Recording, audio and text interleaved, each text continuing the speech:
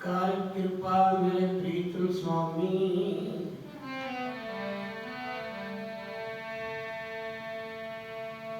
देखे दस तेरा राम। लाख देवा देव मेरे प्यारे, मुख हर कराते मेरा राम।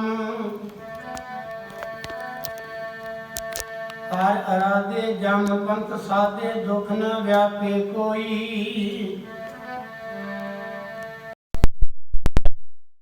पूर्ण स्वामी जत देखा तत सोई,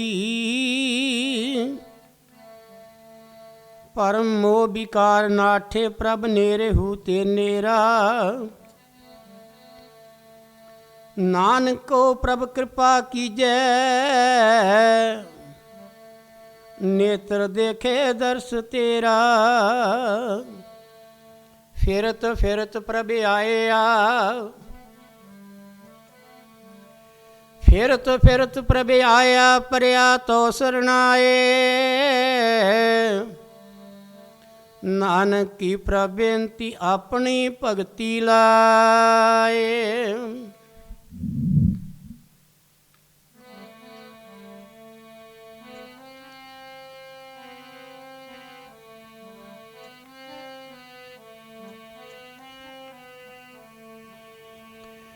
प्रभु जी यह मनोरथ मेरा, प्रभु जी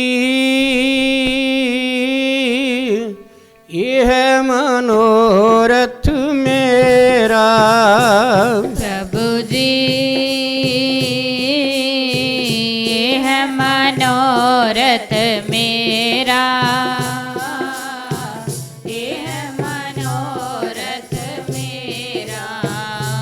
प्रभु जी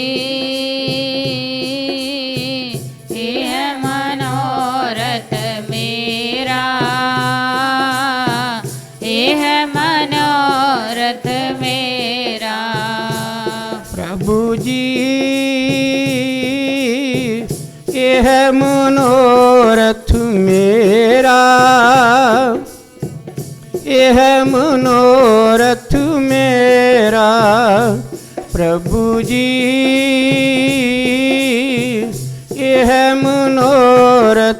मेरा, यह मनोरथ मेरा। प्रभु जी यह मनोरथ मेरा, यह मनोरथ मेरा। प्रभु जी यह मनोरथ मेरा, यह मनोरथ मेरा। कृपा निधान दयाल मोह दीजे, कृपा निधान दयाल मोह दीजे। कृपा निधान दयाल मोह कीजे, कृपा निधान दयाल मोह कीजे। कृपा निधान दयाल मोह दीजे, कृपा निधान दयाल मोह दीजे। कृपा निधान दयाल मोह कीजे, कृपा निधान दयाल मोह कीजे। कार संतन का चेरा, यह मनोरथ मेरा। प्रभु जी यह मनोरथ मेरा, यह मनोरथ मेरा। प्रभु जी यह मनोरथ मेरा, यह मनोरथ मेरा। प्रभु जी यह मनोरथ मेरा,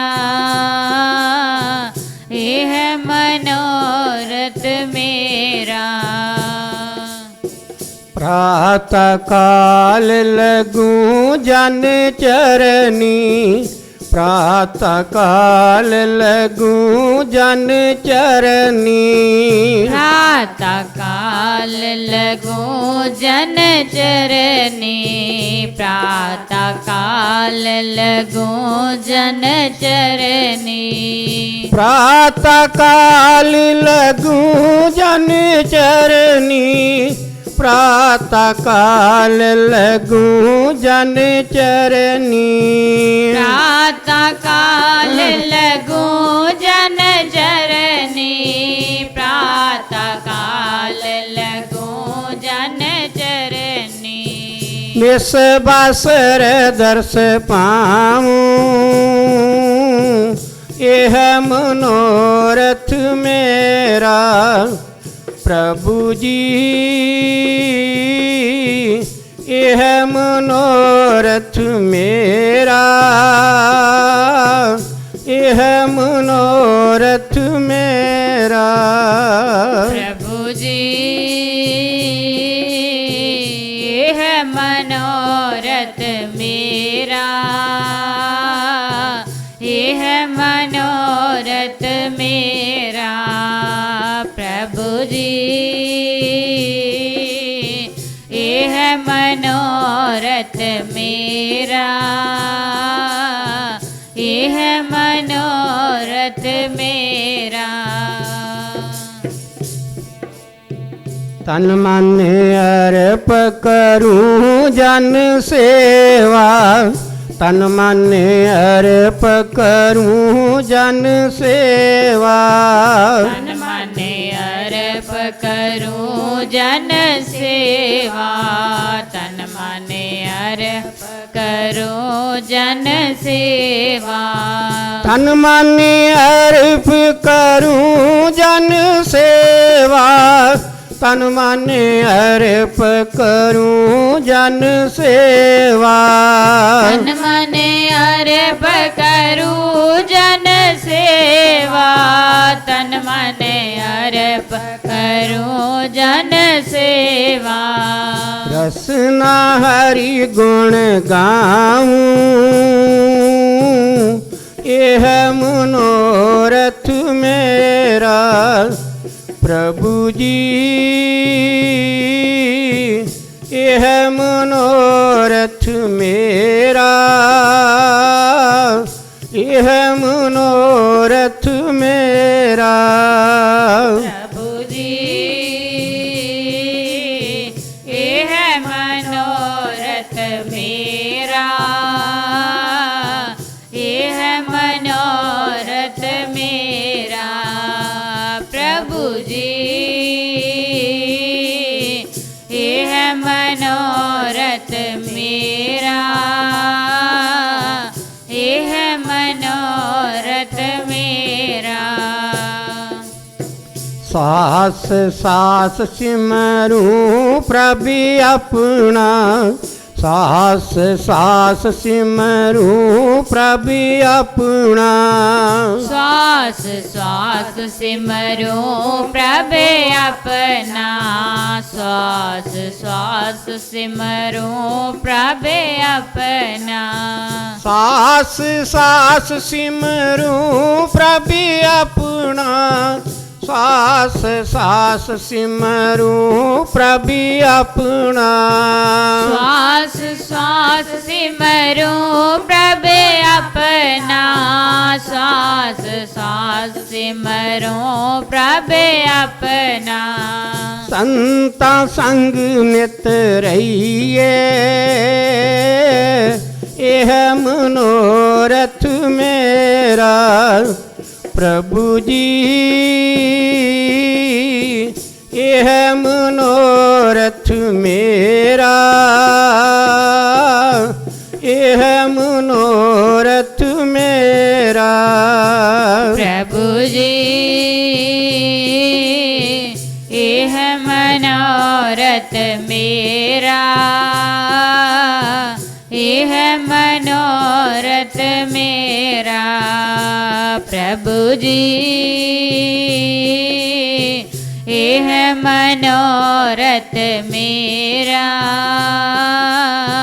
ये है मनोरथ मेरा। एक आधार नाम तन मेरा, एक आधार नाम तन मेरा।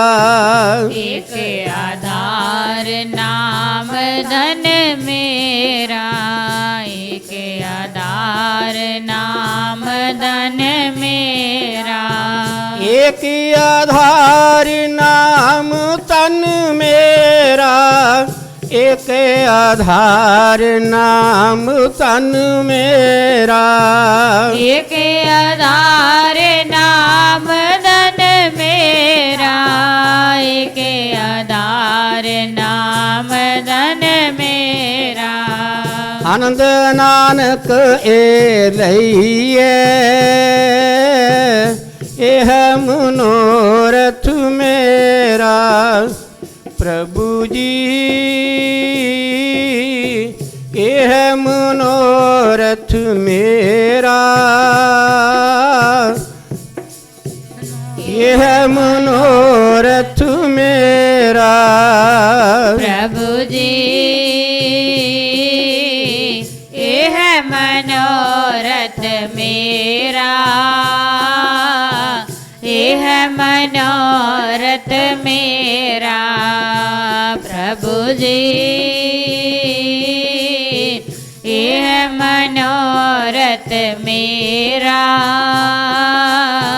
यह मनोरथ मेरा।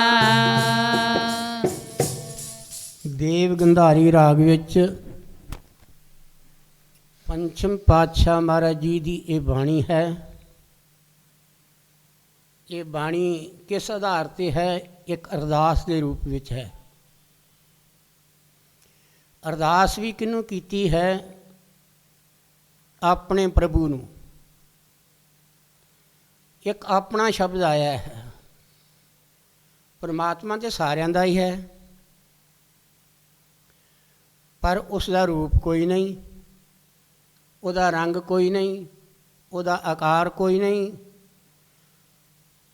हुण जिहड़ा अपना हुंदा है उसका रूप हुंदा है, उसका आकार हुंदा है, उसका आधार हुंदा है। इत्थे पंजवीं पातशाही महाराज जी धन गुरु रामदास जी अगे अरदास कर रहे हैं, जिन्हां दा रूप सी वेख्या, जिन्हां दा रंग सी वेख्या, जिन्हां दा आधार सी वेख्या,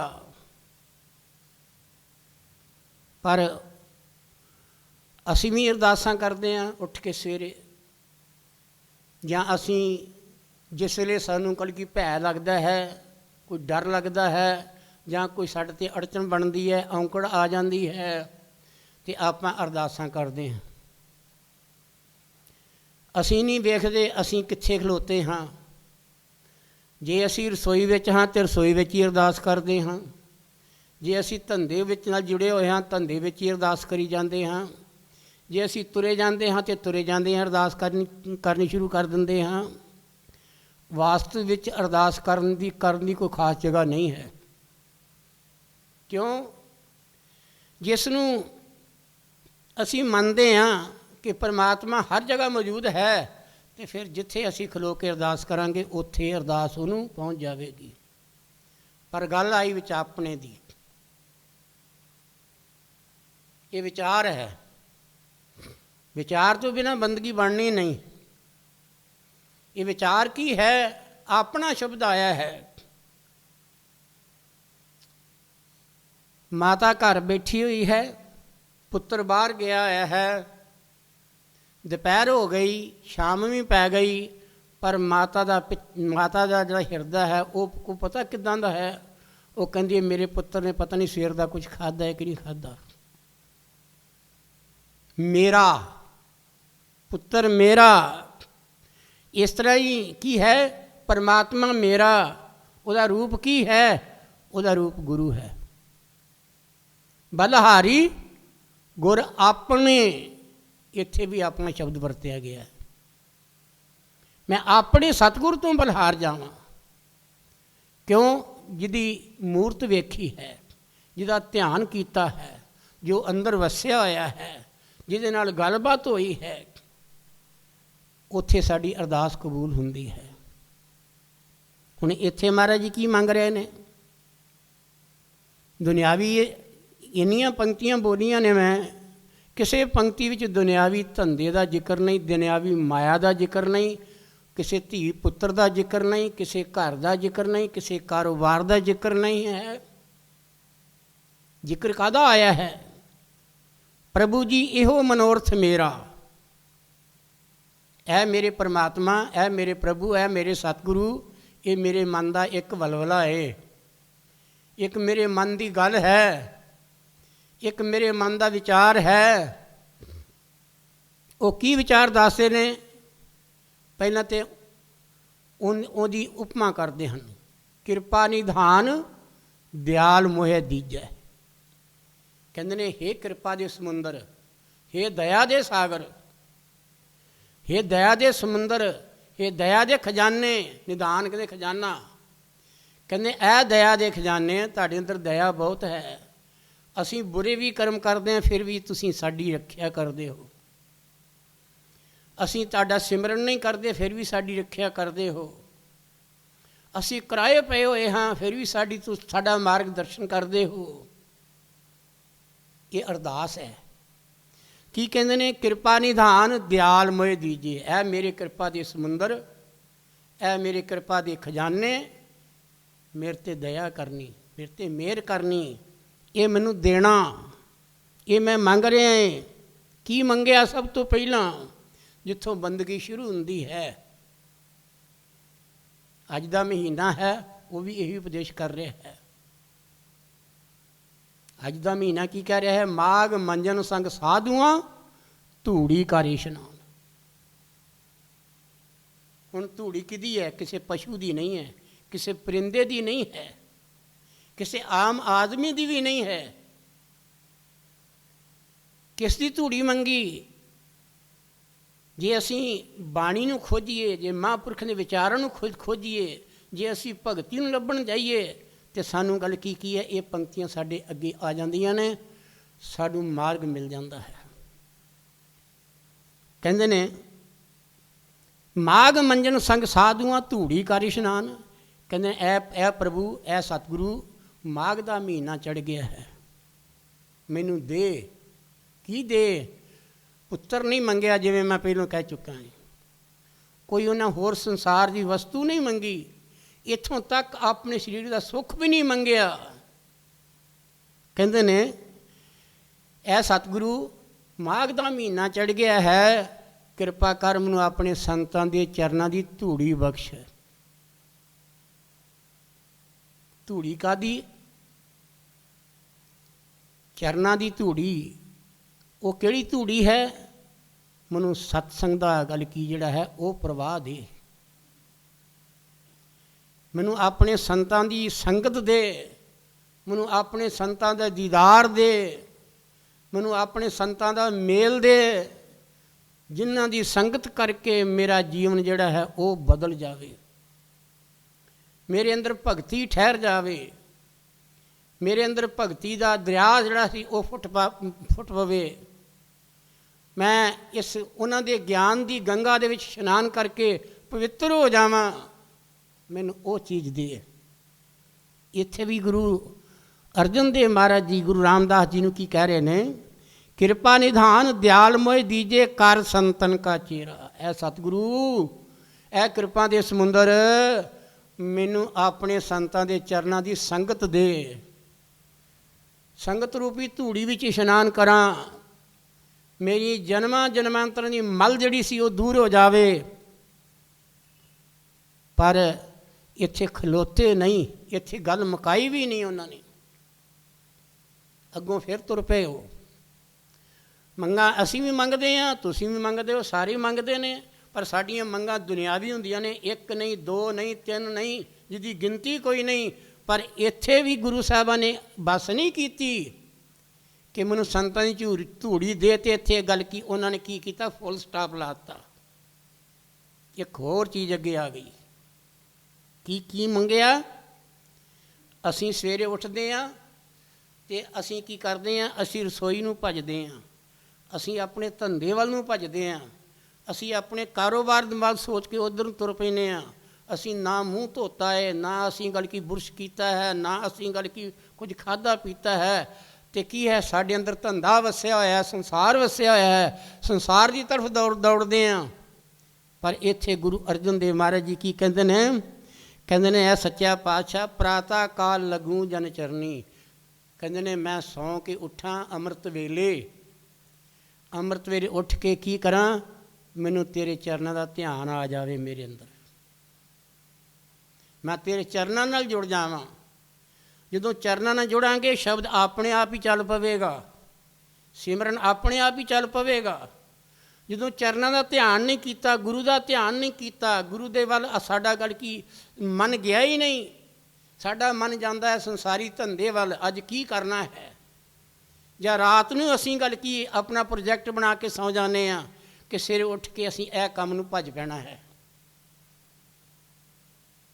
ਫਿਰ ਕਰਦਿਆਂ ਇਹ ਭੱਜਦਿਆਂ ਕਿੰਨੀ ਜ਼ਿੰਦਗੀ ਦੌੜੀ, ਚਿੱਟੇ ਵਾਲ ਆ ਗਏ, ਬਜ਼ੁਰਗ ਹੋ ਗਿਆ, ਪੁੱਤਰ ਵੀ ਹੋ ਗਏ, ਪੋਤਰੇ ਵੀ ਹੋ ਗਏ, ਪੜਪੋਤਰੇ ਵੀ ਹੋ ਗਏ, ਪਰ ਉਹ ਸਾਡਾ ਗੱਲ ਕੀ ਜਿਹੜਾ ਸਿਲਸਿਲਾ ਸੀ ਉਹ ਦੌੜਨ ਦਾ ਸੰਸਾਰ ਵੱਲ ਉਹ ਮੁੱਕਿਆ ਨਹੀਂ। ਜਿੱਧਰ ਜਾਣਾ ਸੀ ਉੱਧਰ ਸਾਡੀ ਪਿੱਠ ਹੋ ਗਈ। ਜਾਣਾ ਕਿੱਧਰ ਸੀ ਕਿ ਅੰਮ੍ਰਿਤ ਵੇਲੇ ਉੱਠ ਕੇ ਕੀ ਕਰਨਾ ਸੀ, ਆਪਣੇ ਸਤਿਗੁਰ ਦਾ ਧਿਆਨ ਕਰਨਾ ਸੀ। ਕੀ ਕਰਕੇ, ਪਹਿਲਾਂ ਸਰੀਰ ਨੂੰ ਸੁੱਚਾ ਕਰਨਾ ਹੈ, ਸਰੀਰ ਨੂੰ ਧੋਣਾ ਹੈ। ਸੁੱਚਾ ਕਰਨਾ ਮਤਲਬ ਸੁਚੇਤ ਕਰਨਾ ਹੈ, ਅਤੇ ਸੁਚੇਤ ਕਰਕੇ ਕੀ ਕਰਨਾ ਹੈ,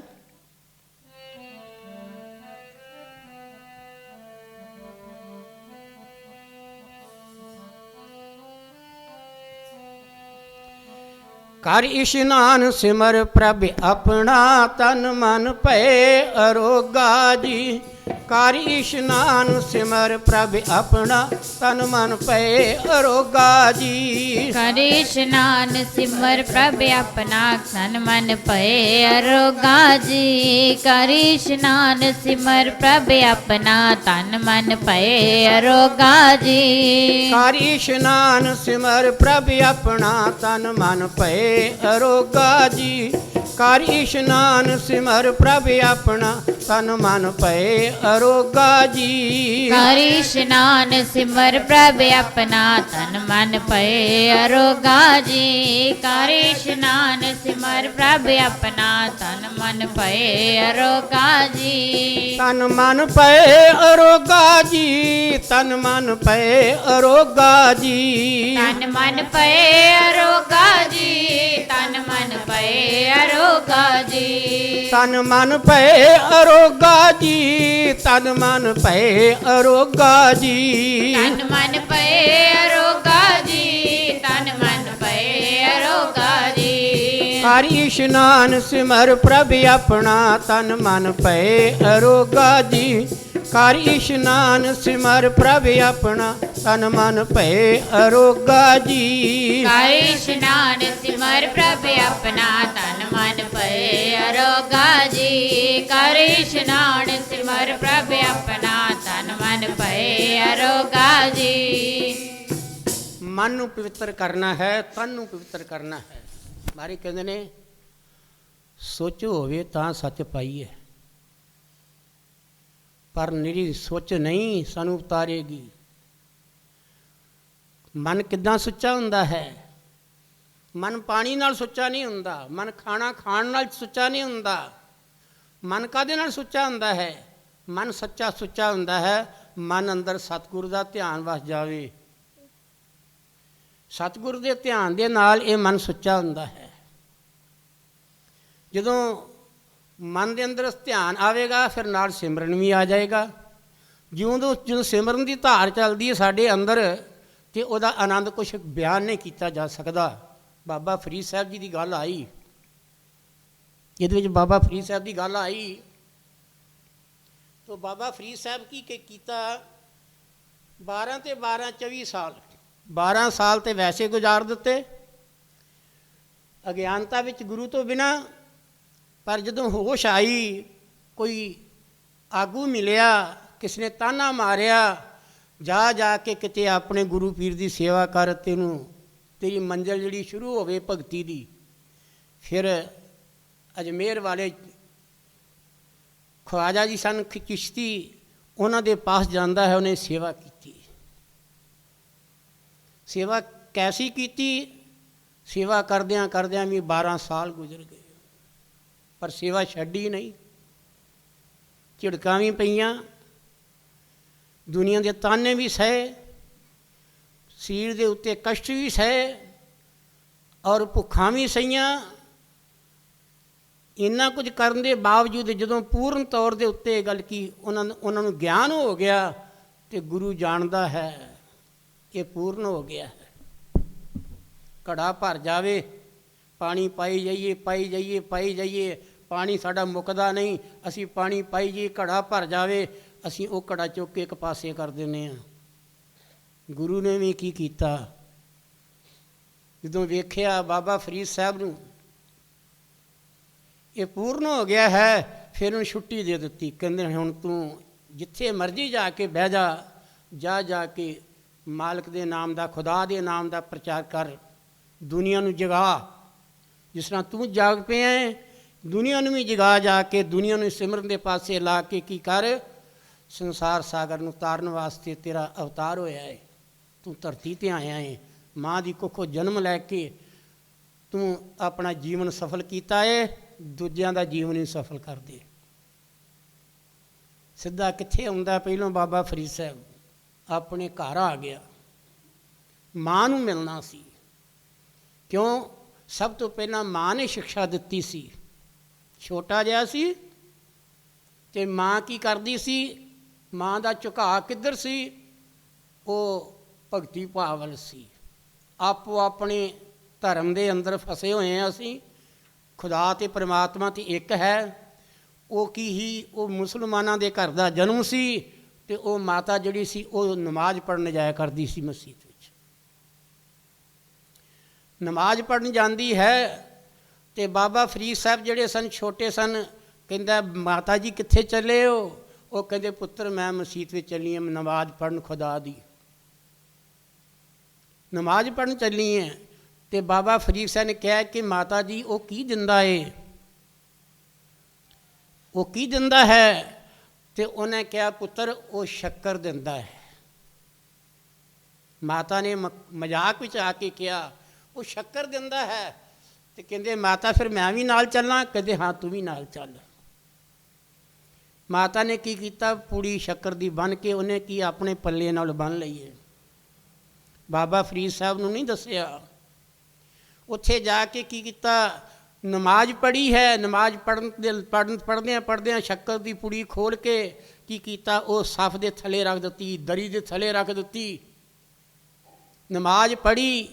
ਜਿਹੜੇ ਨਮਾਜ਼ ਪੜ੍ਹੀ ਅਤੇ ਉੱਥੇ ਉਸ ਵੇਲੇ ਗੱਲ ਕੀ ਬਾਬਾ ਫਰੀਦ ਸਾਹਿਬ ਨੇ ਬਾਅਦ 'ਚ ਕਿਹਾ ਮਾਤਾ ਜੀ ਖੁਦਾ ਨੇ ਸ਼ੱਕਰ ਤਾਂ ਦਿੱਤੀ ਨਹੀਂ। ਕਹਿੰਦੇ ਬੇਟਾ ਉਹਨੇ ਰੱਖੀ ਹੋਈ ਹੈ। ਕਹਿੰਦੇ ਕਿੱਥੇ ਰੱਖੀ ਹੋਈ ਹੈ? ਕਹਿੰਦੇ ਇਹ ਦਰੀ ਚੁੱਕ। ਉਹਨੇ ਦਰੀ ਚੁੱਕੀ, ਥੱਲੇ ਪੁੜੀ ਆਪ ਰੱਖੀ ਸੀ ਜਿਹੜੀ ਮਾਤਾ ਨੇ। ਉਹ ਕਹਿੰਦੇ ਮਾਤਾ ਜੀ ਇਹ ਤਾਂ ਪੁੜੀ ਪਈ ਹੈ। ਕਹਿੰਦੇ ਚੁੱਕ ਇਹਨੂੰ। ਉਹਨੂੰ ਚੁੱਕਿਆ ਹੈ। ਉਹਨੂੰ ਚੁੱਕ ਕੇ ਗੱਲ ਕੀ ਖੋਲ੍ਹ ਕੇ ਵੇਖਿਆ ਹੈ। ਕਹਿੰਦੇ ਮਾਤਾ ਜੀ ਸ਼ੱਕਰ ਹੈ। ਕਹਿੰਦੇ ਖੁਦਾ ਨੇ ਦਿੱਤੀ ਹੈ। ਕਰਤ ਕਰਤ ਅਭਿਆਸ ਸੇ ਜੜ ਮਤ ਹੋ ਸਜਾਨ, ਰਸਰੀ ਆਵਤ ਜਾਤ ਹੈ ਸਿਲ ਪਰ ਪੜਤ ਨਿਸ਼ਾਨ। ਪਹਿਲਾਂ ਖੂਹੀਆਂ ਹੁੰਦੀਆਂ ਸਨ। ਇਹ ਪ੍ਰਮਾਣ ਉਹ ਦਿੱਤਾ ਸ਼ਲੋਕ ਮਹਾਂਪੁਰਖਾਂ ਨੇ। ਪਹਿਲਾਂ ਖੂਹੀਆਂ ਹੁੰਦੀਆਂ ਸਨ। ਖੂਹੀਆਂ ਦੇ ਉੱਤੇ ਗੱਲ ਕੀ ਹੈ? ਆਸੇ ਪਾਸੇ ਇੱਟ ਲੱਗੀ ਹੁੰਦੀ ਸੀ ਜਾਂ ਮਣ ਬਣਾਈ ਹੁੰਦੀ ਸੀ, ਪੱਕੀ ਕੀਤੀ ਹੁੰਦੀ ਸੀ। ਬਾਲਟੀ ਘਰੋਂ ਲੈ ਕੇ ਜਾਣੀ, ਰੱਸਾ ਘਰੋਂ ਲੈ ਕੇ ਜਾਣਾ, ਬਾਲਟੀ ਨੂੰ ਬੰਨ੍ਹ ਕੇ ਰੱਸਾ ਵਿੱਚ ਲਮਕਾਉਣਾ ਅਤੇ ਕੀ ਕਰਨਾ? ਰੱਸਾ ਉਹ ਨਾਲ ਮਣ ਦੇ ਨਾਲ ਰੱਸੀ ਜਿਹੜੀ ਨਾ ਉਹ ਘਸਰਦੀ ਥੱਲੇ ਜਾਂਦੀ ਸੀ। ਪਾਣੀ ਦੀ ਬਾਲਟੀ ਭਰ ਜਾਣੀ ਅਤੇ ਫਿਰ ਬਾਹਰ ਖਿੱਚ ਲੈਣੀ। ਨਾ ਜਾਣੇ ਦਿਹਾੜੀ ਵਿੱਚ ਕਿੰਨੇ ਆਦਮੀ ਗਏ ਪਾਣੀ ਲੈਣ। ਕਿੰਨਿਆਂ ਦੀਆਂ ਰੱਸੀਆਂ ਜਿਹੜੀਆਂ ਸਨ ਉਹ ਉਸ ਮਣ ਦੇ ਨਾਲ ਘਸਰੀਆਂ ਅਤੇ ਘਸਰੀ ਕਰਦੇ ਇੱਕ ਵਾਰੀ ਦੋ ਵਾਰੀ ਨਹੀਂ, ਕਿੰਨੇ ਦਿਨ ਨਹੀਂ। ਉਹੀ ਹੋਇਆ ਉਹਦੇ ਵਿੱਚ ਕੀ ਹੋਇਆ? ਰੱਸੀ ਬਾਰ ਚੱਲਣ ਨਾਲ ਉਹ ਮਣ ਘਸ ਗਈ। ਮਣ ਘਸ ਗਈ, ਘਾਰੀ ਪੈ ਗਈ ਵਿੱਚ ਉਹਦੇ ਛੇਕ ਪੈ ਗਿਆ। ਉਹ ਪ੍ਰਮਾਣ ਦੇ ਰਹੇ ਨੇ, ਕਹਿੰਦੇ ਕਰਤ ਕਰਤ ਅਭਿਆਸ ਸੇ। ਅੱਜ ਮਨ ਨਹੀਂ ਲੱਗਾ ਭਜਨ ਦੇ ਉੱਤੇ, ਨਹੀਂ ਲੱਗਾ ਕੋਈ ਗੱਲ ਨਹੀਂ, ਕੱਲ੍ਹ ਨੂੰ ਫੇਰ ਜੋੜੋ, ਦੁਪਹਿਰ ਨੂੰ ਫੇਰ ਜੋੜ ਲਓ। ਧੰਨੇ ਵਾਂਗੂ ਕਹਿ ਲਓ, ਜਿੰਨਾ ਚਿਰ ਸਿਮਰਨ ਨਹੀਂ ਕਰੇਗਾ, ਤੂੰ ਰੋਟੀ ਨਹੀਂ ਖਾਏਗਾ ਖੁਦਾ ਪਰਮਾਤਮਾ, ਮੈਂ ਉਹਨਾਂ ਚਿਰ ਮੈਂ ਵੀ ਨਹੀਂ ਖਾਣੀ। ਇਹ ਸਾਡਾ ਹੱਠ ਕੋਈ ਨਹੀਂ ਹੈ, ਇਹ ਹੱਠ ਦੀ ਭਗਤੀ ਹੈ। ਭਗਤੀ ਹੱਠ ਨਾਲ ਵੀ ਹੋ ਸਕਦੀ ਹੈ। ਭਗਤੀ ਜਿਹੜੀ ਹੈ ਉਹ ਉਹਦੇ ਕਰਨ ਦੇ ਕਈ ਤਰੀਕੇ ਨੇ। ਉਹ ਤਰੀਕੇ ਬਾਹਰੋਂ ਨੂੰ ਢੂੰਡਣੇ ਪੈਂਦੇ, ਉਹ ਸਾਡੇ ਅੰਦਰ ਹੀ ਨੇ। ਬੱਚੇ ਨੂੰ ਤੇ ਕਹਿ ਦਿੱਤਾ ਤੂੰ ਸਕੂਲ ਨਹੀਂ ਜਾਏਗਾ, ਤੈਨੂੰ ਰੋਟੀ ਨਹੀਂ ਦੇਣੀ। ਪਰ ਕਦੀ ਆਪਣੇ ਮਨ ਨੂੰ ਪੁੱਛਿਆ ਹੈ, ਅੱਜ ਮਨ ਵਿੱਚ ਸਿਮਰਨ ਵਿੱਚ ਨਹੀਂ ਲੱਗਾ, ਅੱਜ ਧਿਆਨ ਵਿੱਚ ਨਹੀਂ ਲੱਗਾ ਮਨ, ਤੇ ਅੱਜ ਅਸੀਂ ਖਾਣਾ ਨਹੀਂ ਖਾਣਾ। ਬੱਚੇ ਨੂੰ ਤੇ ਕਹਿ ਦਿੱਤਾ ਸਕੂਲ ਨਹੀਂ ਜਾਏਗਾ, ਪੜ੍ਹੇਗਾ ਨਹੀਂ, ਤੈਨੂੰ ਰੋਟੀ ਨਹੀਂ ਦੇਣੀ, ਤੈਨੂੰ ਚੰਗਾ ਕੱਪੜਾ ਨਹੀਂ ਦੇਣਾ, ਤੈਨੂੰ ਜੁੱਤੀ ਲੈ ਕੇ ਨਹੀਂ ਦੇਣੀ, ਤੈਨੂੰ ਮੋਬਾਈਲ ਲੈ ਕੇ ਨਹੀਂ ਦੇਣਾ, ਤੈਨੂੰ ਗੱਲ ਕੀ ਹੋਰ ਟੋਫੀਆਂ ਲੈ ਕੇ ਨਹੀਂ ਦੇਣੀਆਂ। ਅਸੀਂ ਕਈ ਤਰ੍ਹਾਂ ਲੋਭ ਦਿੰਦੇ ਹਾਂ, ਪਰ ਅਸੀਂ ਆਪਣੇ ਮਨ ਨੂੰ ਕਦੀ ਸਮਝਾਇਆ ਹੈ ਕਿ ਅੱਜ ਸਿਮਰਨ 'ਚ ਮਨ ਨਹੀਂ ਲੱਗਾ ਸਾਡਾ, ਅੱਜ ਧਿਆਨ ਨਹੀਂ ਲੱਗਾ ਸਾਡਾ, ਅੱਜ ਸਤਿਗੁਰੂ ਵੱਲ ਅਸੀਂ ਸਤਿਗੁਰੂ ਦੀ ਸੇਵਾ ਨਹੀਂ ਕੀਤੀ, ਪੂਜਾ ਨਹੀਂ ਕੀਤੀ, ਉਹਦਾ ਸਿਮਰਨ ਨਹੀਂ ਕੀਤਾ, ਅੱਜ ਅਸੀਂ ਖਾਣਾ ਨਹੀਂ ਖਾਣਾ।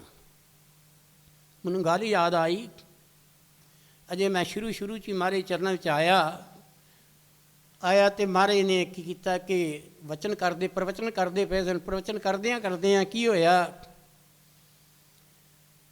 ਸਵਾਮੀ ਜੀ ਮਹਾਰਾਜ ਸੇਵਾ ਵਿੱਚ ਸਨ, ਤੀਸਰੀ ਪਾਤਸ਼ਾਹੀ ਮਹਾਰਾਜ ਦੀ ਸੇਵਾ ਵਿੱਚ ਸਨ। ਸਵਾਮੀ ਜੀ ਕਿਤੇ ਗਏ ਹੋਏ ਸਨ, ਕਹਿੰਦੇ ਨੇ ਅੱਜ ਸਾਰਾ ਦਿਨ ਗੁਜ਼ਰ ਗਿਆ ਹੈ, ਅੱਜ ਸੇਵਾ ਨਹੀਂ ਮਿਲੀ ਗੁਰੂ ਮਹਾਰਾਜ ਦੀ।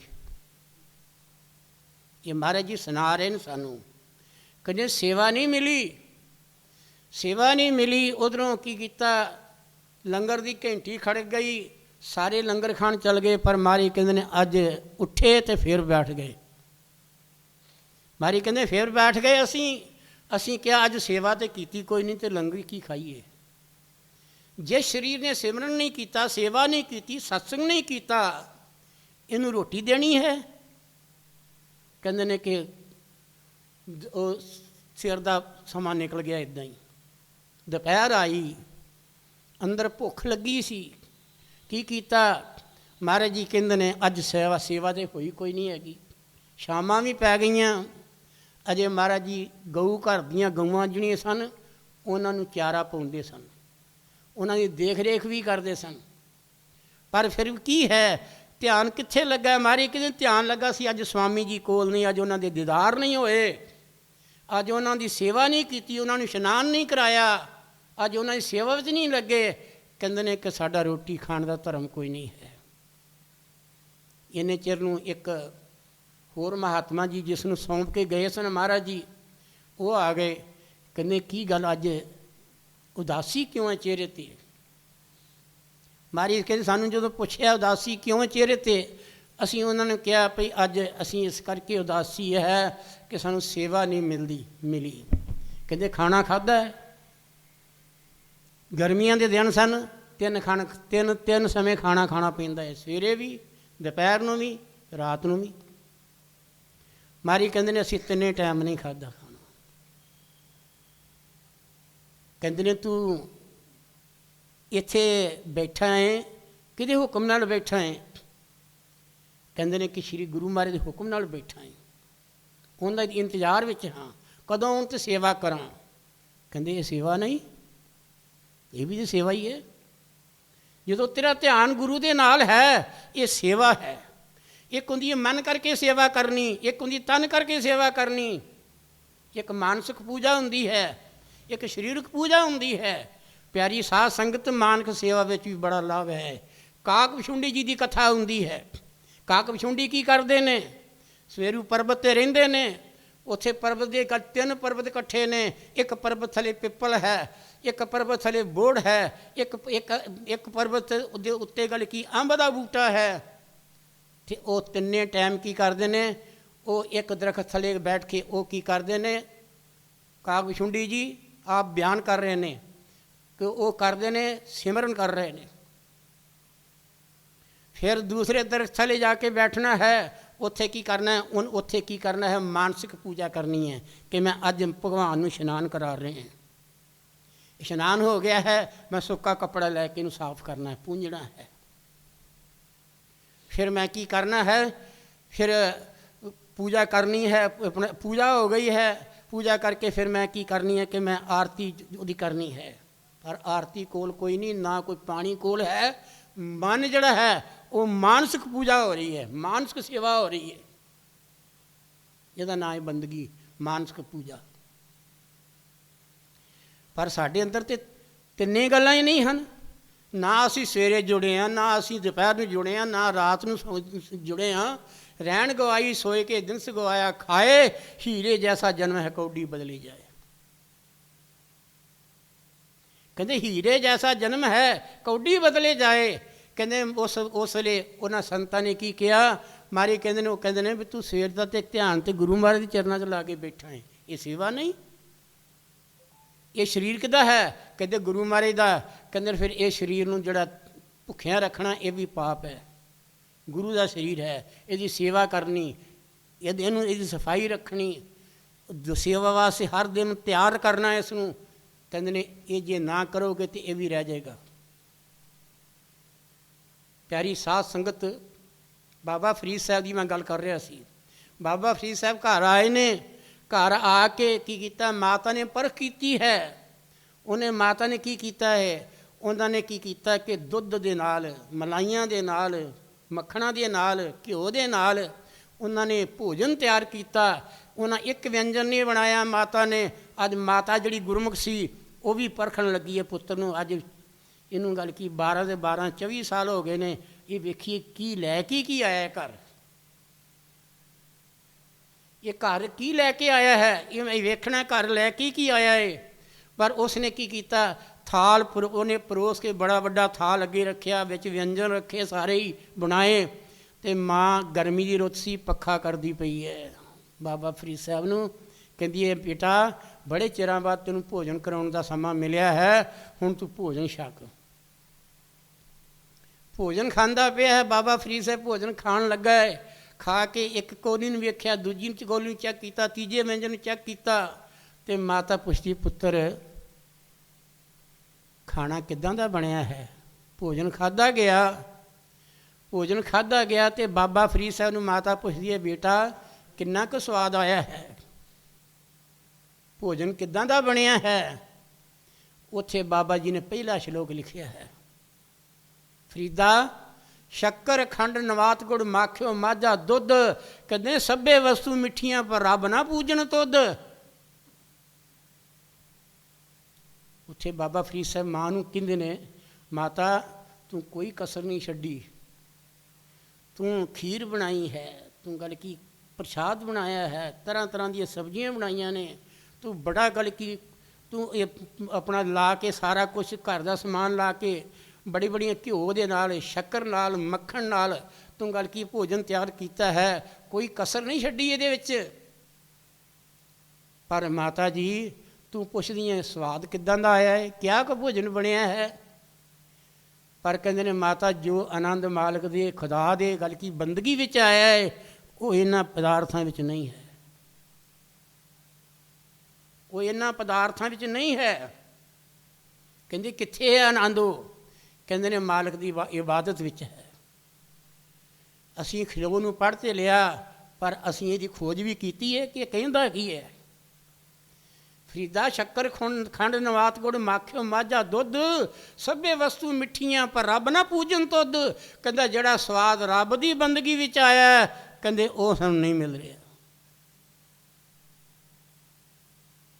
ਕਿੱਥੋਂ ਪੰਕਤੀ ਚੱਲੀ, ਗੁਰੂ ਅਰਜਨ ਦੇਵ ਮਹਾਰਾਜ ਜੀ ਕੀ ਕਹਿ ਰਹੇ ਨੇ, ਪ੍ਰਾਤः ਕਾਲ ਲਗੂ ਜਨ ਚਰਨੀ। ਇਹ ਦੂਸਰੀ ਅਰਦਾਸ ਕਰ ਰਹੇ ਨੇ। ਪਹਿਲਾਂ ਕੀ ਮੰਗਿਆ ਹੈ, ਮੇਰੇ ਮਨ ਦਾ ਮਨੋਰਥ ਹੈ ਕਿਰਪਾ ਤੇ ਖਜ਼ਾਨੇ ਮੈਨੂੰ ਦੇਣਾ, ਕੀ ਦੇ ਮੈਨੂੰ, ਕਰ ਸੰਤਨ ਕਾ ਚੇਰਾ। ਕਿਰਪਾ ਦੇ ਨੇ ਖਜ਼ਾਨੇ, ਇਹ ਕਿਰਪਾ ਦੇ ਸਮੁੰਦਰ ਆਪਣੇ ਸੰਤਾਂ ਦੀ ਸੰਗਤ ਦੇ ਮੈਨੂੰ। ਮੇਰੇ ਮਨ ਉੱਤੇ ਬਾਰ ਬਾਰ ਇੱਕ ਮੋਟਾ ਲੋਹੇ ਦਾ ਟੁਕੜਾ ਹੁੰਦਾ ਹੈ, ਉਹਨੂੰ ਲੁਹਾਰ ਕੀ ਕਰਦਾ ਹੈ, ਉਹਨੂੰ ਅੱਗ ਵਿੱਚ ਸੁੱਟ ਦਿੰਦਾ ਹੈ।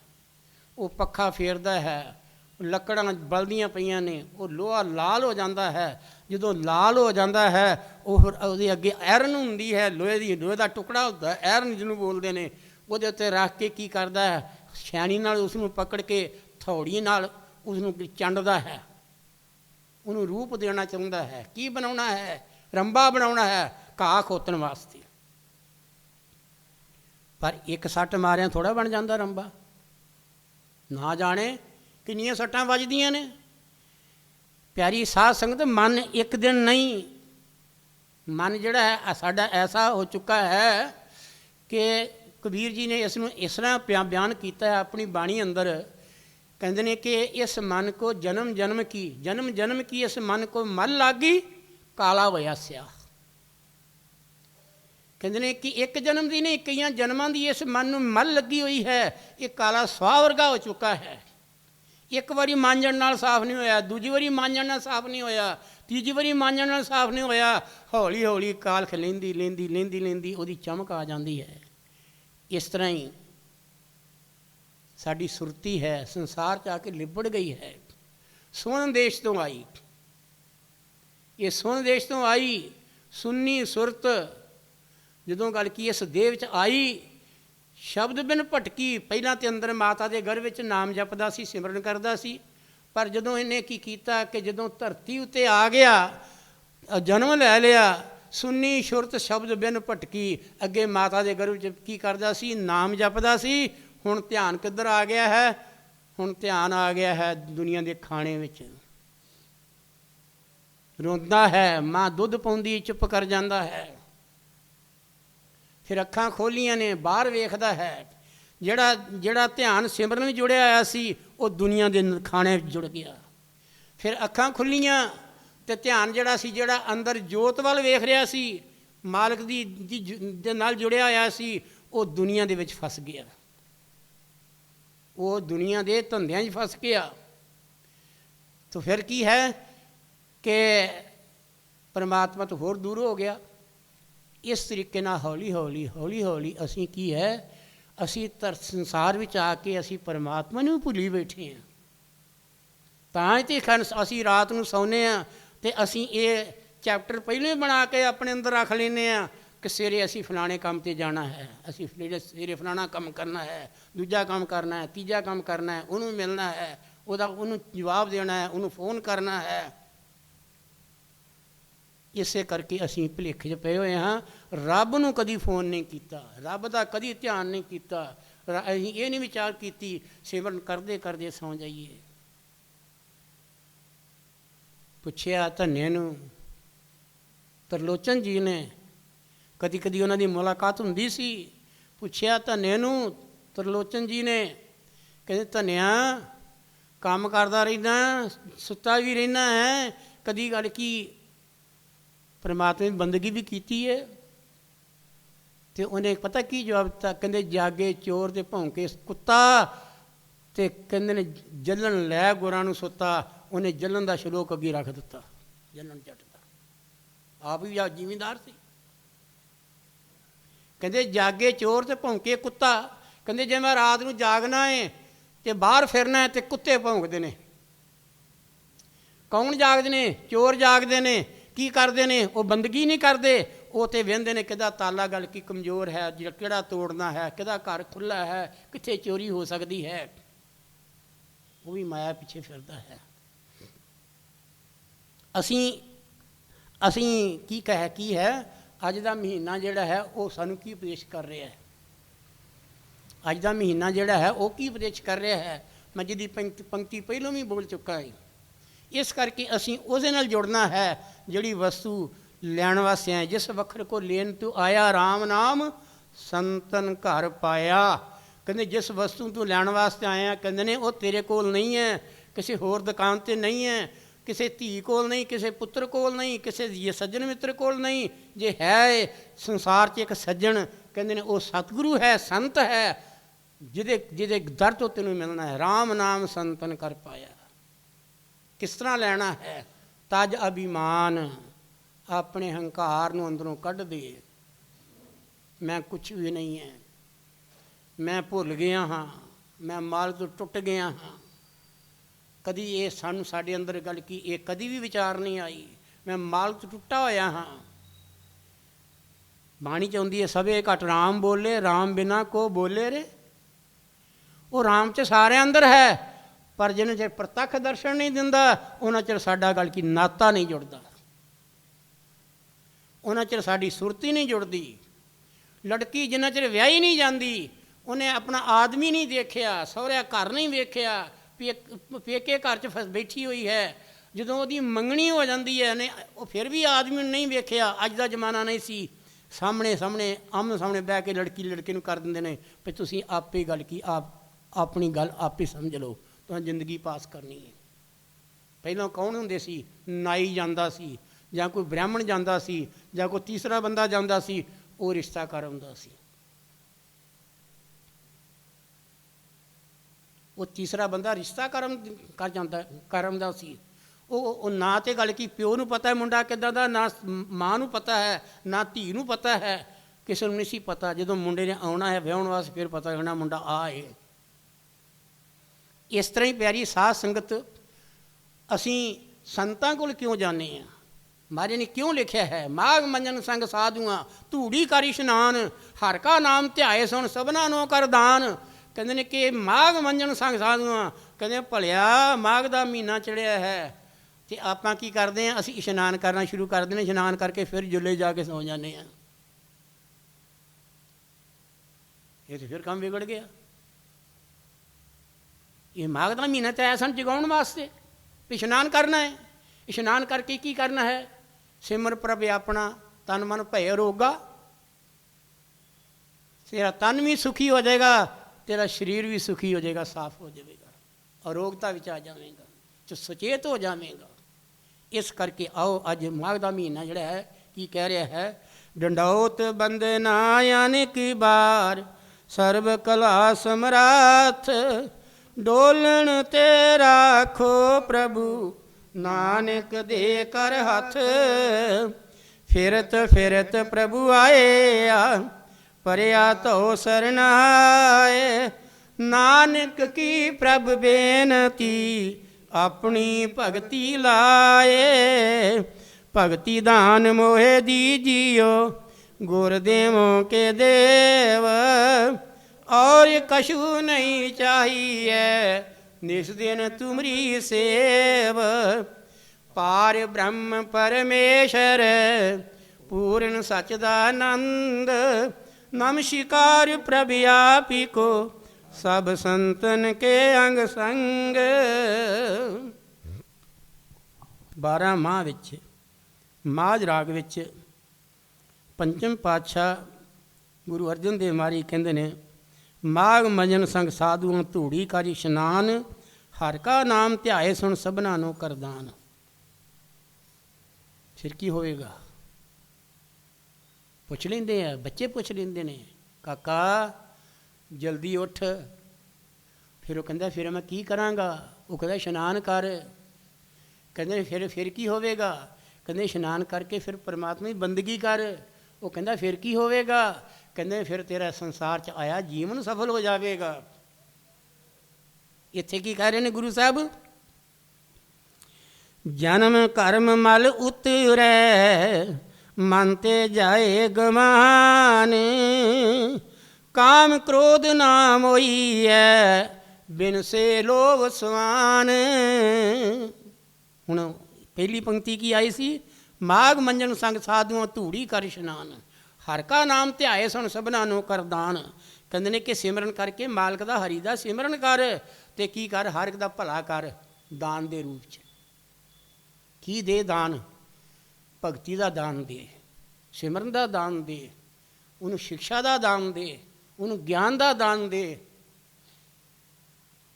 ਕਿਸੇ ਦਾ ਭਲਾ ਹੋ ਜਾਵੇ। ਅਤੇ ਕਹਿੰਦੇ ਨੇ ਫਿਰ ਕੀ ਹੈ? ਜਦੋਂ ਇਸ਼ਨਾਨ ਕਰ ਲਵੇਂਗਾ ਸਿਮਰਨ ਦੇ ਪਾਸੇ ਤੇਰੀ ਸੁਰਤੀ ਚਲੇ ਜਾਵੇਗੀ।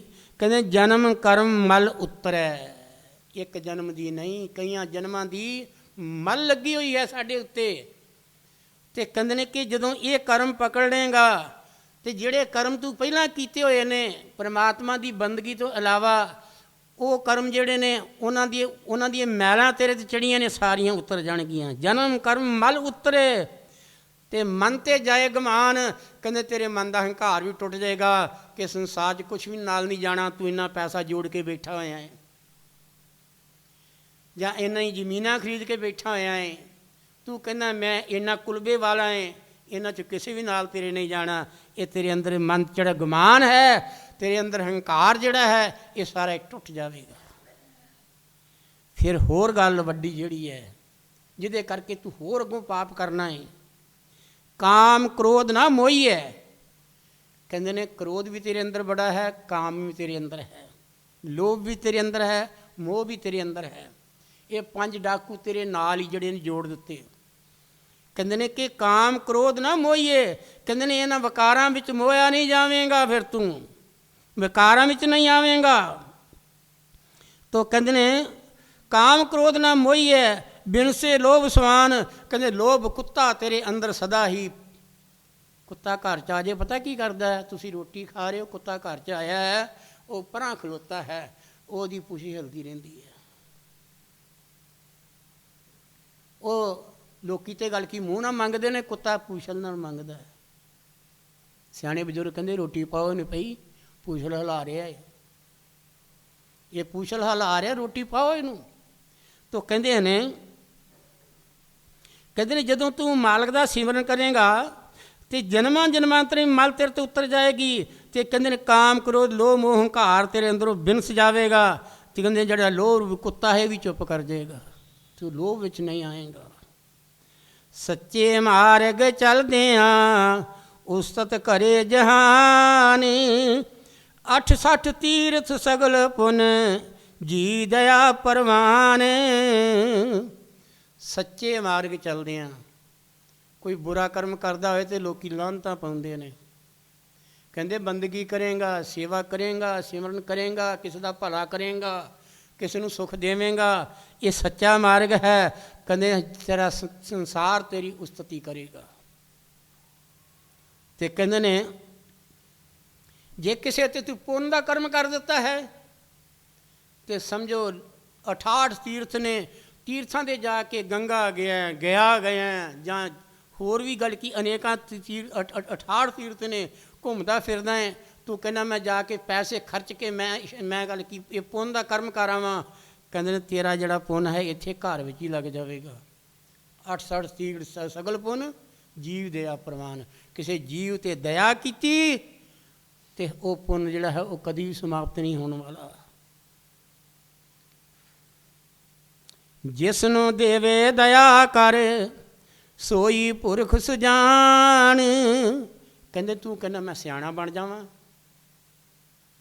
ਇਹ ਦਾਤ ਇਹ ਬਖਸ਼ਿਸ਼ ਮਾਲਕ ਗੁਰੂ ਜਿਸ ਉੱਤੇ ਕੋਈ ਸੰਤ ਕਿਰਪਾ ਕਰ ਦੇਵੇ ਤੇ ਕਹਿੰਦੇ ਉਸ ਨੂੰ ਮਿਲ ਜਾਵੇ ਤੇ ਸੰਸਾਰ ਵਿੱਚ ਪੁਰਖ ਉਹ ਸਿਆਣਾ ਹੈ। ਸੁਜਾਨ ਕਹਿੰਦੇ ਨੇ ਉਹ ਸੁੰਦਰ ਹੈ, ਉਹ ਸਿਆਣਾ ਹੈ, ਉਹ ਗਿਆਨੀ ਹੈ। ਜਿਨ੍ਹਾਂ ਮਿਲਿਆ ਪ੍ਰਭ ਆਪਣਾ ਨਾਨਕ ਧਿਨ ਕੁਰਬਾਨ। ਆਪਣ ਦੀ ਗੱਲ ਫੇਰ ਆ ਗਈ ਇੱਥੇ। ਆਸਾ ਦੀ ਵਾਰ ਜਾਂਦਾ ਬਲਹਾਰੀ ਗੁਰ ਆਪਣੇ, ਜਗ੍ਹਾ ਜਗ੍ਹਾ ਉੱਤੇ ਆਪਣਾ ਆਇਆ ਹੈ। ਉਹਦਾ ਕੀ ਕਾਰਨ ਹੈ? ਸਾਡੇ ਸਾਰਿਆਂ ਦਾ ਪਿਤਾ ਇੱਕ ਨਹੀਂ ਹੈ, ਸਾਨੂੰ ਜਨਮ ਦੇਣ ਵਾਲੇ ਵੱਖਰੇ ਵੱਖਰੇ ਨੇ। ਇਸ ਤਰ੍ਹਾਂ ਹੀ ਗਿਆਨ ਦੇਣ ਵਾਲਾ, ਸਾਨੂੰ ਜਗਾਉਣ ਵਾਲਾ, ਮਾਇਆ ਮੋਹ ਦੀ ਮਲ ਵਿੱਚੋਂ ਕੱਢਣ ਵਾਲਾ, ਝਿੜਕ ਦੇ ਕੇ ਪਿਆਰ ਦੇ ਕੇ ਆਪਣਾ ਅਕਸ ਦੇ ਕੇ ਆਪਣਾ ਸਰੂਪ ਦੇ ਕੇ ਜਿਹੜਾ ਸਾਨੂੰ ਤੋਰਦਾ ਹੈ ਉਹਦਾ ਨਾਂ ਆਪਣਾ ਹੈ। ਮਾਰੀ ਕਿੱਥੇ ਲਿਖਦੇ ਨੇ ਜਿਨ੍ਹਾਂ ਮਿਲਿਆ ਪ੍ਰਭ ਆਪਣਾ ਨਾਨਕ ਤਿਨ ਕੁਰਬਾਨ। ਕਹਿੰਦੇ ਜਿਨ੍ਹਾਂ ਨੂੰ ਸਤਿਗੁਰੂ ਪਰਮਾਤਮਾ ਰੂਪੀ ਸਤਿਗੁਰੂ ਜਿਹਨੂੰ ਮਿਲ ਪਿਆ, ਕਹਿੰਦੇ ਮੈਂ ਉਹਦੇ ਚਰਨਾਂ ਨਾਲ ਜੁੜ ਗਿਆ ਹੈ, ਉਹਦੇ ਵਚਨਾਂ ਉੱਤੇ ਮਨ ਮੰਨ ਗਿਆ ਹੈ। ਕਹਿੰਦੇ ਨੇ ਮੈਂ ਉਹਨਾਂ ਤੋਂ ਕੁਰਬਾਨ ਜਾਂਦਾ ਹਾਂ, ਮੈਂ ਬਲਿਹਾਰ ਜਾਂਦਾ ਹਾਂ। ਮਾਗ ਸੁੱਚੇ ਸੇ ਕਾਂਢੀਐ ਜਿਨ ਪੂਰਾ ਗੁਰ ਮਿਰਵਾਨ। ਮਾਗ ਸੁੱਚੇ ਸੇ ਕਾਂਢੀਐ ਜਿਨ ਪੂਰਾ ਗੁਰ ਮਿਰਵਾਨ। ਕਹਿੰਦੇ ਮਾਘ ਦਾ ਮਹੀਨਾ ਸੁੱਚਾ ਤਾਂ ਹੋ ਸਕਦਾ ਹੈ ਜੇ ਗੁਰੂ ਨਾਲ ਜੁੜਿਆ ਇੱਥੇ। ਤੇ ਗੁਰੂ ਵੀ ਕਦੋਂ ਕੱਢੇਗਾ? ਇਹਨੂੰ ਸਿਮਰਨ ਦੀ ਧਾਰ ਵਿੱਚ ਲਿਆ ਕੇ, ਇਹਨੂੰ ਸਿਮਰਨ ਦੀ ਦਾਤ ਦੇ ਕੇ, ਇਹਦੇ ਕੋਲ ਸਿਮਰਨ ਕਰਾ ਕੇ, ਇਹਦੇ ਕੋਲ ਸੇਵਾ ਕਰਾ ਕੇ, ਤੇ ਫਿਰ ਕੀ ਕਰੇਗਾ? ਇਹਦੇ ਅੰਦਰ ਸੁੱਚਤਾ ਪੈਦਾ ਹੋ ਜਾਵੇਗੀ। ਇਹ ਕਾਮ ਕ੍ਰੋਧ ਲੋਭ ਹੰਕਾਰ ਤੋਂ ਪਰੇ ਹੋ ਜਾਵੇਗਾ। ਜਿਨ੍ਹਾਂ ਦੇ ਵਿੱਚ ਲਿਬੜਿਆ ਪਿਆ ਏ, ਕਹਿੰਦੇ ਫਿਰ ਉਹ ਤੋਂ ਬਰੀ ਹੋ ਜਾਵੇਗਾ। ਤੇ ਫਿਰ ਕਹਿੰਦੇ ਨੇ ਕਿ ਇਹ ਸਤਿਗੁਰ ਦੀ ਮਿਹਰਬਾਨੀ ਹੈ, ਤੇਰੇ 'ਤੇ ਮਿਹਰਬਾਨ ਹੋਇਆ ਏ, ਤੈਨੂੰ ਇਹ ਦਾਤ ਦਿੱਤੀ ਹੈ, ਸੇਵਾ ਦਾ ਦਾਨ ਦਿੱਤਾ ਹੈ, ਸਿਮਰਨ ਦਾ ਦਾਨ ਦਿੱਤਾ ਹੈ। ਕਹਿੰਦੇ ਨੇ ਤੈਨੂੰ ਇਹ ਦੋ ਤਰ੍ਹਾਂ ਦਾ ਦਾਨ ਦੇ ਕੇ ਤੈਨੂੰ ਸੁੱਚਾ ਕਰ ਦਿੱਤਾ ਹੈ। ਸਮਝੋ ਇਹ ਸਤਿਗੁਰ ਤੇਰੇ 'ਤੇ ਮਿਹਰ ਹੋਇਆ ਹੈ, ਮਿਹਰਬਾਨ ਹੋਇਆ ਹੈ, ਉਹਨੇ ਦਇਆ ਕੀਤੀ ਤੇਰੇ 'ਤੇ। ਤੇ ਦਇਆ ਹੀ ਧਰਮ ਦਾ ਮੂਲ ਹੈ। ਸਾਡਾ ਅਸੀਂ ਧਰਮ ਕਰਦੇ ਹਾਂ, ਧਰਮ ਕਰਕੇ ਥਾਂ ਥਾਂ ਅਸੀਂ ਕਹਿੰਦੇ ਅਸੀਂ ਆਹ ਕੰਮ ਕਰਕੇ ਆਏ, ਆਹ ਕੰਮ ਕਰਕੇ ਆਏ ਹਾਂ, ਉਹ ਨਾਲ ਨਾਲ ਅਸੀਂ ਗਵਾਈ ਜਾਂਦੇ ਹਾਂ, ਅਸੀਂ ਨਾਲ ਨਾਲ ਗਵਾਈ ਵੀ ਜਾਂਦੇ ਹਾਂ। ਪਰ ਗੁਰੂ ਕੀ ਕਹਿੰਦਾ? ਕਹਿੰਦੇ ਨੇ ਕਿ ਰਾਮ ਪਦਾਰਥ ਪਾਏ ਕੇ ਕਬੀਰਾ ਗਾਂਠ ਨਹੀਂ ਖੋਲ, ਨਹੀਂ ਪੱਟਣ ਨਹੀਂ ਪਾਰਖੂ, ਨਹੀਂ ਗਾਹਕ ਨਹੀਂ ਮੋਲ। ਕਹਿੰਦੇ ਜੇ ਤੈਨੂੰ ਰਾਮ ਦੀ ਦਾਤ ਮਿਲ ਗਈ ਹੈ, ਪਰਮਾਤਮਾ ਦੇ ਘਰ ਦਾ ਸਿਮਰਨ ਮਿਲ ਗਿਆ, ਕਿਸੇ ਗੱਲ ਕੀ ਤੇਰੀ ਸੁਰਤੀ ਅੰਦਰੋਂ ਜਾਗ ਪਈ ਹੈ, ਤੇ ਕਿਸੇ ਦੇ ਅੱਗੇ ਬਹੁਤਾ ਬੋਲ ਨਾ। ਦੁਨੀਆਦਾਰ ਨਹੀਂ ਜਾਣਦੇ, ਇਹ ਮਜ਼ਾਕ ਕਰਨਗੇ ਤੇਰਾ। ਰਾਮ ਪਦਾਰਥ ਪਾਏ ਕਿ ਕਬੀਰਾ ਗਾਂਠ ਨਹੀਂ ਖੋਲ। ਕਬੀਰ ਜੀ ਕਹਿੰਦੇ ਗੰਢ ਨਾ ਖੋਲ, ਇਹਨੂੰ ਘੁੱਟ ਕੇ ਹੋਰ ਪੀੜੀ ਬੰਨ ਲੈ। ਨਹੀਂ ਪੱਟਣ ਨਹੀਂ ਪਾਰਖੂ, ਕਹਿੰਦੇ ਨੇ ਕਹਿੰਦਾ ਪਾਰਖੂ ਕੋਈ ਨਹੀਂ, ਪਰਖ ਕਰਨ ਵਾਲਾ ਕੋਈ ਨਹੀਂ, ਇਹਨੂੰ ਪੁੱਟ ਕੇ ਵੇਖਣ ਵਾਲਾ ਕੋਈ ਨਹੀਂ। ਨਹੀਂ ਗਾਹਕ, ਨਾ ਇਹਦਾ ਗਾਹਕ ਹੈ ਕੋਈ। ਕਦੀ ਕਦੀ ਬੋਲਦੇ ਹੁੰਦੇ ਨਾ, ਵਿਰਲੇ ਵਿਰਲੇ ਜੀ ਤੇਰੇ ਨਾਮ ਦੇ ਵਪਾਰੀ। ਕੀ ਵਿਰਲੇ ਕਿਉਂ ਨੇ? ਦੁਨੀਆ ਘੱਟ ਹੈ, ਆਬਾਦੀ ਦੇ ਦਿਨ ਦਿਨ ਵੱਧਦੀ ਜਾ ਰਹੀ ਹੈ, ਪਰ ਨਾਮ ਜਪਣ ਵਾਸਤੇ ਵਾਲੇ ਜਿਹੜੇ ਨੇ ਉਹ ਘਟਦੇ ਜਾ ਰਹੇ ਨੇ।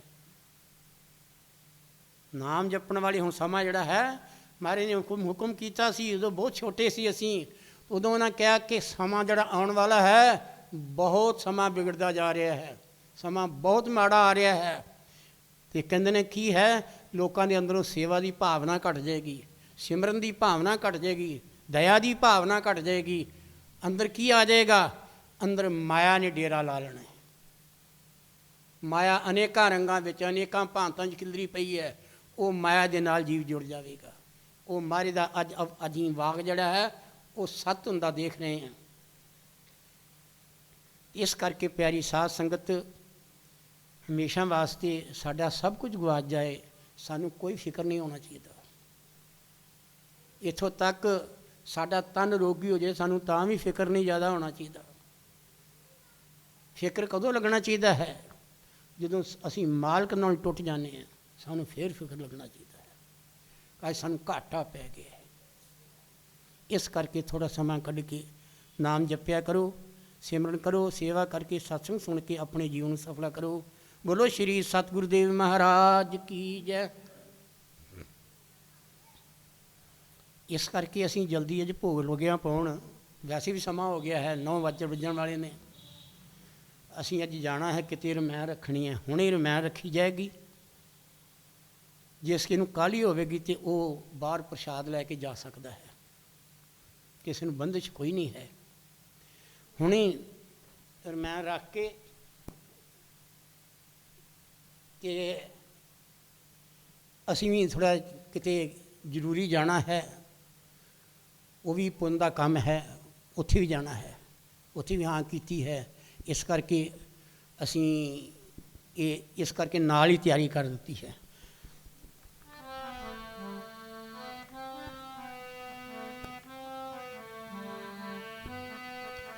ਗੁਰ ਲੈਂਦੇ ਚਰਨੀ ਲਾ ਆਪਣੇ ਸੇਵਕ ਨੂੰ, ਗੁਰ ਲੈਂਦੇ ਚਰਨੀ ਲਾ ਆਪਣੇ ਸੇਵਕ ਨੂੰ, ਗੁਰ ਲੈਂਦੇ ਚਰਨੀ ਲਾ ਆਪਣੇ ਸੇਵਕ ਨੂੰ, ਗੁਰ ਲੈਂਦੇ ਚਰਨੀ ਲਾ ਆਪਣੇ ਸੇਵਕ ਨੂੰ, ਗੁਰ ਲੈਂਦੇ ਚਰਨੀ ਲਾ ਆਪਣੇ ਸੇਵਕ ਨੂੰ, ਗੁਰ ਲੈਂਦੇ ਚਰਨੀ ਲਾ ਆਪਣੇ ਸੇਵਕ ਨੂੰ, ਗੁਰ ਲੈਂਦੇ ਚਰਨੀ ਲਾ ਆਪਣੇ ਸੇਵਕ ਨੂੰ, ਗੁਰ ਲੈਂਦੇ ਚਰਨੀ ਲਾ ਆਪਣੇ ਸੇਵਕ ਨੂੰ। ਹਰ ਜੁਗ ਜੁਗ ਭਗਤ ਉਪਾਇਆ, ਹਰ ਜੁਗ ਜੁਗ ਭਗਤ ਉਪਾਇਆ, ਹਰ ਜੁਗ ਜੁਗ ਭਗਤ ਉਪਾਇਆ, ਜੁਗ ਜੁਗ ਭਗਤ ਉਪਾਇਆ, ਪੈਜ ਰੱਖਦਾ ਆਇਓ ਰਾਮ ਆਪਣੇ ਸੇਵਕ ਨੂੰ ਗੁਰ ਲੈਂਦੇ ਚਰਨੀ ਲਾ ਆਪਣੇ ਸੇਵਕ ਨੂੰ ਗੁਰ ਲੈਂਦੇ ਚਰਨੀ ਲਾਇ ਆਪਣੇ ਸੇਵਕ ਨੂੰ ਗੁਰ ਲੈਂਦੇ ਚਰਨੀ ਲਾਇ ਆਪਣੇ ਸੇਵਕ ਨੂੰ ਹਰ ਨਾਕਸ਼ ਦੁਸ਼ਟ ਹਰ ਮਾਰਿਆ ਹਰ ਨਾਕਸ਼ ਦੁਸ਼ਟ ਹਰ ਮਾਰਿਆ ਨਾਸ਼ਕ ਦੁਸ਼ਟ ਹਰ ਮਾਰਿਆ ਨਾਸ਼ਕ ਦੁਸ਼ਟ ਹਰ ਮਾਰਿਆ ਹਰ ਨਾਕਸ਼ ਦੁਸ਼ਟ ਹਰ ਮਾਰਿਆ ਹਰ ਨਾਕਸ਼ ਦੁਸ਼ਟ ਹਰ ਮਾਰਿਆ ਨਾਸ਼ਕ ਦੁਸ਼ਟ ਹਰ ਮਾਰਿਆ ਨਾਸ਼ਕ ਦੁਸ਼ਟ ਹਰ ਮਾਰਿਆ ਪ੍ਰਹਲਾਦ ਤਰਾਇਓ ਰਾਮ ਆਪਣੇ ਸੇਵਕ ਨੂੰ ਗੁਰ ਲੈਂਦੇ ਚਰਨੀ ਲਾ ਆਪਣੇ ਸੇਵਕ ਨੂੰ ਗੁਰ ਲੈਂਦੇ ਚਰਨੀ ਲਾਇ ਆਪਣੇ ਸੇਵਕ ਨੂੰ ਗੁਰ ਲੈਂਦੇ ਚਰਨੀ ਲਾਇ ਆਪਣੇ ਸੇਵਕ ਨੂੰ ਹੰਕਾਰੀ ਨਿੰਦਕਾਂ ਪੀਠ ਦੇ ਹੰਕਾਰੀ ਨਿੰਦਕਾਂ ਪੀਠ ਦੇ ਹੰਕਾਰੀ ਨਿੰਦਤਾ ਪੀਠ ਤੇ ਹੰਕਾਰੀ ਨਿੰਦਤਾ ਪੀਠ ਤੇ ਹੰਕਾਰੀ ਨਿੰਦਕਾਂ ਪੀਠ ਦੇ ਹੰਕਾਰੀ ਨਿੰਦਕਾਂ ਪੀਠ ਦੇ